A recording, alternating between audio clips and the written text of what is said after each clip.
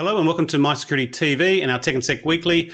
My name's Chris Cubbage. I'm the Executive Editor with My Security Media, and today we're going to be discussing drones and their drone light show that was displayed here in Sydney just a couple of weeks ago. Set a new record for the Southern Hemisphere. About 500 drones got up over Circular Quay. We're going to be talking to Ross Anderson, the founder and managing director with Aviassist, and Andrew Crowe, director with Miragin. So let's bring on, here we go, we've got Ross and Andrew. Gents, thanks for joining us. Thanks, Chris. Great. Yeah, Chris, thanks for having us. Wonderful. Andrew, I think we'll start with you. Intel, this is a sort of an Intel drone show, and most of us would have seen sort of the Tokyo Olympics and the like that we've seen it. So it's quite amazing. And I was able to get down and have a look at the show. I was just to the left-hand side, maybe the right-hand side. I was at the Opera House, so I only saw sort of the 90-degree angle of this. But as we do have on screen there over Circular Quay between the Harbour Bridge and the Opera House, it was quite an amazing show to see, and quite quiet as well. That's the other aspect. It's not like fireworks. Maybe talk us into the project and how you two got involved and the role that you actually played. Yeah, thanks, Chris. So this is part of a larger event called ELEVATE Sydney, which was a Destination New South Wales event. It was all about showing the world that Sydney was back open for business and ready to go after COVID and the pandemic. The event was actually produced and choreographed and designed by a company called AGB Events based in Sydney. And we were lucky enough to be part of one part of ELEVATE Sydney, which was the drone light show, which occurred from the 1st to the 5th of January, as you mentioned, over Circular Quay, which was fantastic. So Intel was the technology that was used. It's the Intel drone light show, like the computer company. Now Intel is not based in Australia; they're based in the States and they're based in Europe. And so we needed some local support, some local experts to help with, particularly their regulatory requirements, their approval safety case, achieving their remote operator certificate, and they engaged Miragin, my company, to do that for them. Now, given we had 3 pilots come out, one from the States, one from Finland, and one from Germany, they were training, and that's where we obviously looked across to Aviassist and Ross to help with that. And Ross, you're in Newcastle. You provided some of the training? Yes, absolutely. I'm based in Newcastle, and we have an office down in Frenchs Forest in Sydney. And the 3 people from Intel came across. We did a couple of days online while they were in hotel quarantine, which was the case at the time. And then 3 days in person, we went through all the practical aspects of the Australian regulatory regime to get them their remote pilot license. And this is under CASA guidelines as well. Maybe talk us through that regulatory regime. So they have to be certified operators because it's a commercial use. Is that where you're coming from here? Yeah, 100%. So the individual people that were flying the aircraft needed a remote pilot license, and the organisation needed a thing called a remote operator certificate. Very similar to we'd see in an airline such as Qantas have an air operator certificate for the airline, and their pilots that operate the aircraft that they fly. So very, very similar setup there. What was the sort of background to the organisation of this? What was the sort of the lead up time? Was there any sort of hurdles that had to be crossed? How pro was CASA in supporting something like this? What were some of the sort of the key challenges other than just training 3 pilots? That's relatively straightforward, but we'll come back to how complicated that was, given that they're not Australian nationals as well. Yeah, just some of the key challenges and hurdles that you guys faced. Yes, it was a short time frame to get this off the ground, pun intended. We really were only engaged in kind of late November. We had to go through a process where we achieved a remote operator certificate. We had to put in an application for effectively swarming, or what we call one-to-many application. We had to do a test flight with CASA on the 20th of December to show them the system and show them the safety features and the requirements. And then we started rehearsals on the 27th of December, which went through to the 30th. We had a bit of a 36-hour pause over New Year's, and then we commenced on the night of the 1st. As you mentioned, CASA, CASA is our safety regulator.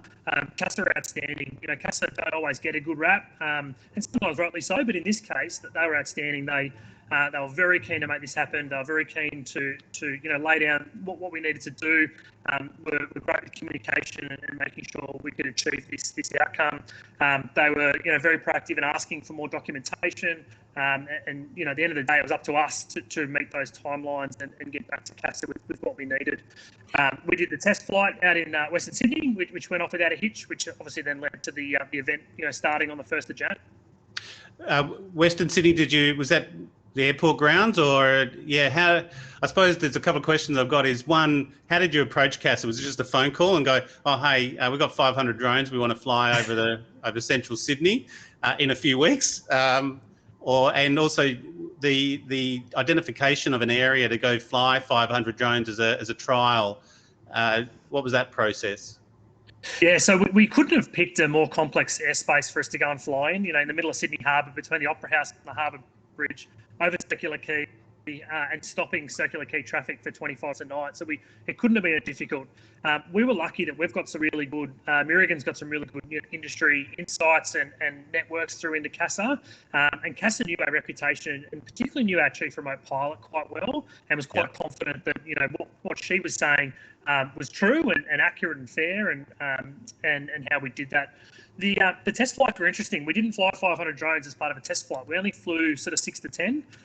The idea being that if you can fly 10, then the system can actually fly 10,000 technically. Wow. Okay, got it. And all it is just a larger space. So when we were in Sydney Harbour, we had a box that we operated within that was well away from people. It was over water, so if anything, you know, fell out of the sky, then it wouldn't, you know, couldn't hurt anybody. We ensured we had, you know, clear air and clear ground, and those types of things were covered.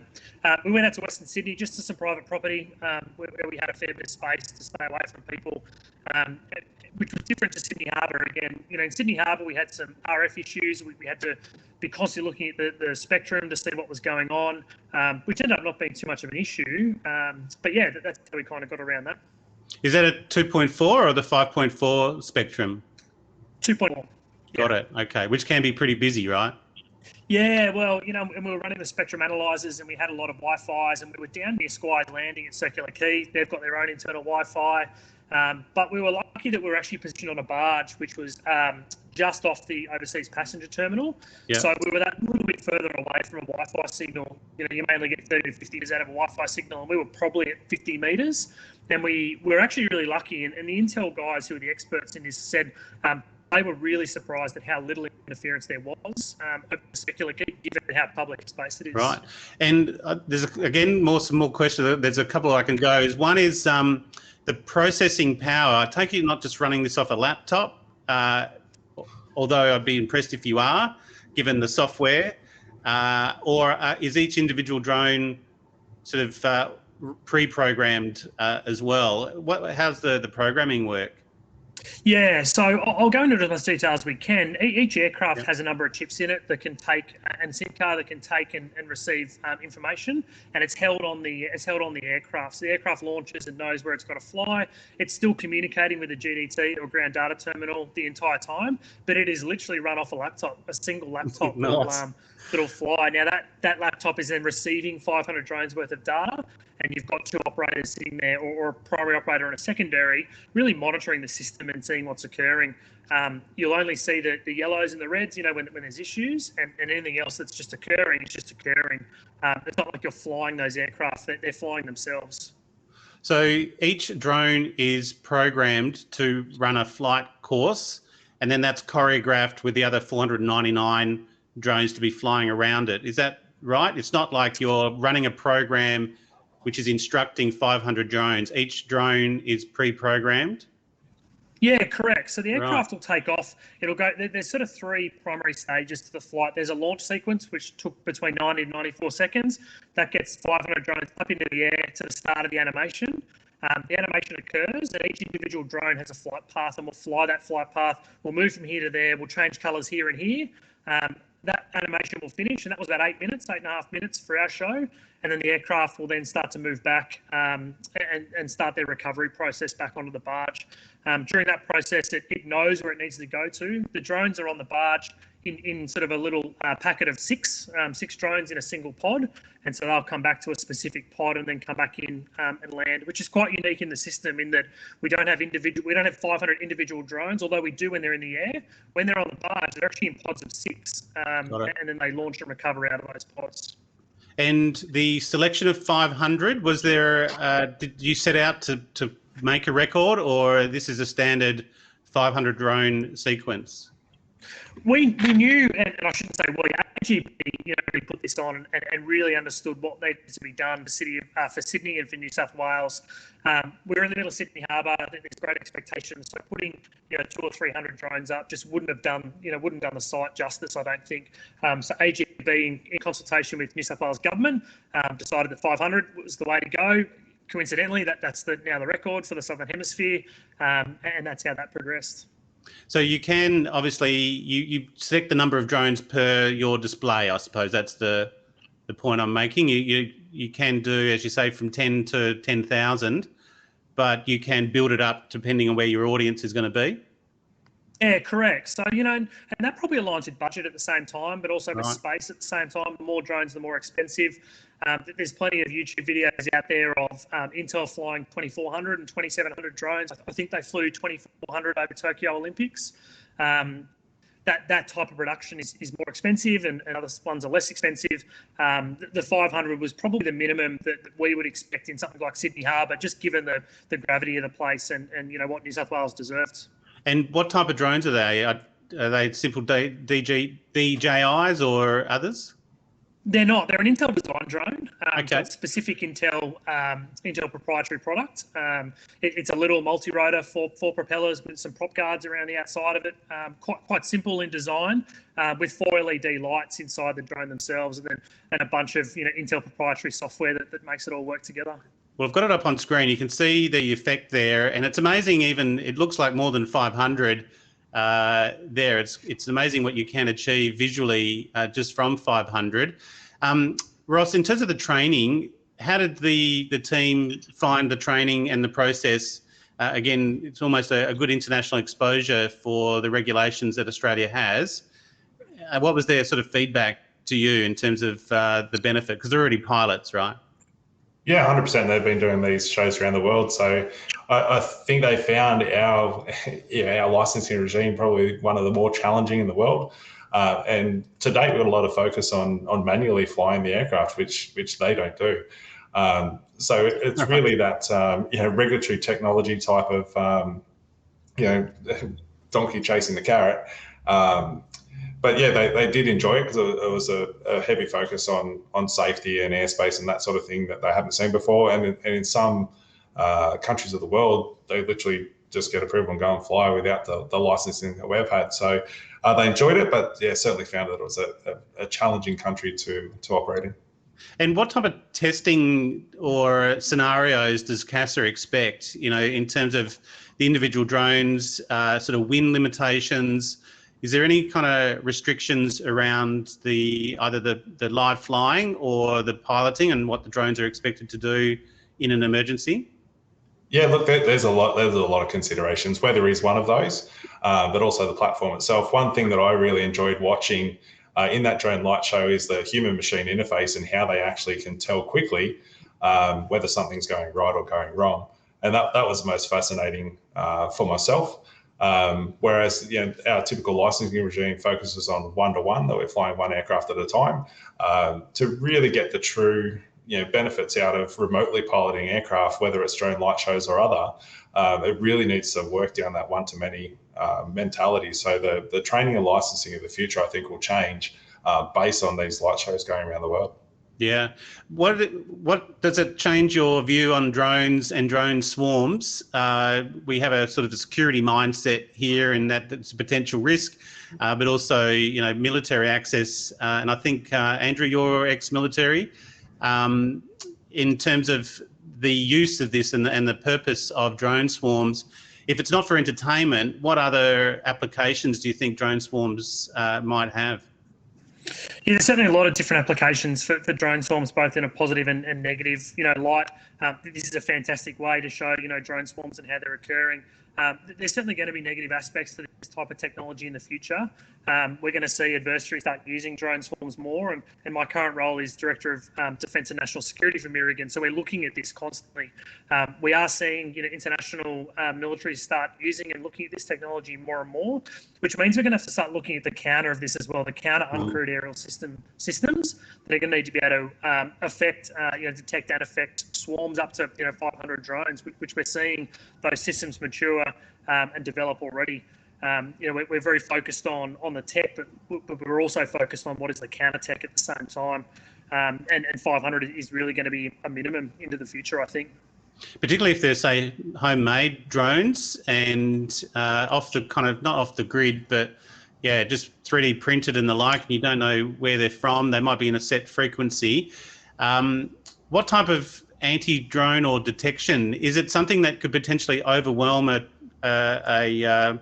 sort of a drone detection platform that might be designed to detect one or two drones? Could a drone swarm avoid that kind of detection because it overwhelms it? I think it definitely could. I think there's specific systems that are really designed to focus on single incoming drones, and we talk drones, and a drone could be anything from a 250 gram aircraft right through to a couple hundred kilos. So it's a lot to deal with. Swarming technology is not easy. It's difficult to do as well, and so it's quite easy to build a homemade aircraft and do something with it, but it's quite difficult to then fly 2, 5, 10, 30, 50, 100 drones together in a homemade system. So I certainly think the military application will be more of the future, and then certainly looking at how these systems are firstly going to detect but then affect at the same time, and whether the effect is through RF or jamming or kinetic activity will be the future, and we'll see where that sort of leads into the future. In terms of the software, you mentioned Intel had proprietary software. Have you seen open source software in terms of programming multiple drones or even the robotics side of things? Yeah, there is a lot of different software around that sort of stuff, and Intel's not the only drone light show. That they are the world leader in this, and they've got the world-leading technology. They're the brightest and the best, but there are other systems that definitely come from an off-the-shelf type, system or operating system and UI, etc. So as people get smarter and as people keep looking at this more and more, it's going to become a bigger and bigger problem. We're lucky that we live in a big island in the middle of the Pacific. This is definitely going to be a bigger issue in other areas of the world. In some ways, luckily, before I think it becomes an issue in Australia, and we can see how that technology evolves, and hopefully we can get ahead of the curve before it actually hits our shores. Yeah, maybe some insights into the local industry too, Ross. How are you finding the local, and maybe explain the actual company that you have there. You're the founder and managing director. So, and maybe a bit of a sit rep on the industry. How you're looking for 2022, and I see sort of a lot of discussion around anti-drone technology from the security concept, but the application of drones is far and wide as well, right? Absolutely, and it's ever expanding. I recall one I had recently where they were tracking bees for agricultural operations, and that, yeah, you're always being surprised in what they're doing next. We're finding a lot of government stuff's getting involved. There was a paper on bushfires and that sort of stuff. So recently we're in to train another 120 from New South Wales Fire and Rescue to get their RPAS capabilities enhanced. There's some other stuff going on for RFS. They're looking at different uses of technology. So when we first started, we had to tell the world why they should use this tech. We certainly don't need to do that any longer. And it's fascinating. It just goes from one level to the next. Incendiary droppers for fires and the spray drones. Speaking of swarming, they're now swarming, spray drones. Why are we flying aeroplanes underneath power lines at night to spray crops when we can set a swarm of drones to do that for us? So 2022 is looking busy. The government's really active now. It's not just CASA. There's a big push. We've just been involved in a technical working group looking at the regulations for the next 15 years. Everybody's involved, and it's really exciting as what's going to happen in the next sort of 2 to 5 years. I think the big ticket items are certainly one to many. Beyond line of sight, we've been doing some trials recently on teleoperations. So we've been flying in our warehouse here in Newcastle, with the pilot being located down in Melbourne. So there's a lot of good people doing some good things, and it's really just working together collaboratively to try and enhance what we can do in a regulatory aspect, because there's a few hurdles in that regard, but also it goes as far as increasing GDP. Like it really is on a national stage. So there's some grant money coming out shortly. So the backing's there from the government. We're just really looking forward to being working in partnership with those organisations ready to take on the tech. Great. So that the industry itself is growing. Do you find it's being aligned at all to robotics at all, or do you think it's going to be standalone, drones because of the aviation aspect, or do you find that the two will be converging a little bit more to the ground-based robots? Yeah, look, they certainly work together. I think the aviation aspect of it is certainly more regulated, and so it should be. We don't get the beauty of parking at the side of the road when something goes wrong. Yep. So the view of CASA is conservative, but they're really pushing forward in the right direction. And it's almost an Internet of Things type conversation of how they can all work together. Any particular industry that's standing out? You mentioned government, fire management and the like, and agriculture. Are they the two sort of leading applications that you're seeing? Well, they're the ones that are increasing exponentially at the moment. Your typical stuff, mining is always a bit of a leader in the space. So we've done a lot of work with mining in the past. They're sort of meeting some regulatory hurdles that are slowing them down a little bit. We're finding really governments taking the lead now on bringing them into the organisations. Yeah, and is it Miragin? Is it Miragin? Miragin, whichever one you like. Okay. Maybe to explain Miragin as well in terms of the key core work that you do. Yeah, so we're a robotics and autonomous systems consulting company. Right. We come from a defence background, most of us, or a defence pedigree, and we really see the work that's done in defence. We've drawn that out of defence, and we still have a defence practice, but we're applying that in the civilian sector. So we have a director that looks after defence and national security, being myself. We have a managing director who's in military as well. We're commercial aviation director, who's also a 380 pilot for Qantas. And then we've got an agri-tech and mining sort of sector as well, which we're developing, and also moving into construction too, and those types of areas. So yeah, we provide advice to clients and how to really create their own autonomous capability.